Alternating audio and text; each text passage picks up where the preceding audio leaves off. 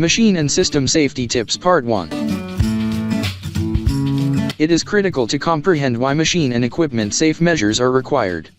The location of the safeguards on the machines should be communicated to the operator or maintenance worker, as well as information on why the safeguards exist and what hazards they defend against.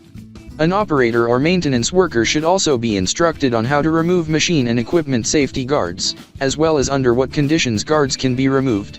Workers must be taught what to do if they detect guards that are damaged, missing, or insufficient.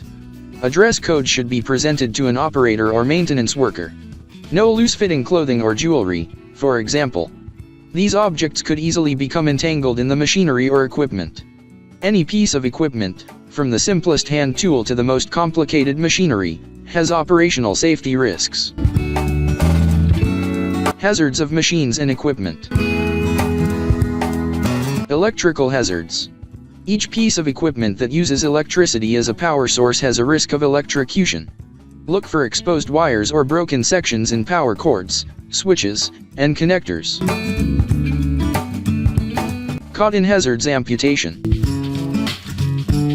Machine guards are mounted on machinery to keep our employees safe from moving parts. They will, of course, no longer provide protection if they have been removed during maintenance or adjustment. Every day, inspect the equipment to confirm that all guards are in place. Chemical hazards. Processing equipment that employs chemicals can provide a variety of risks.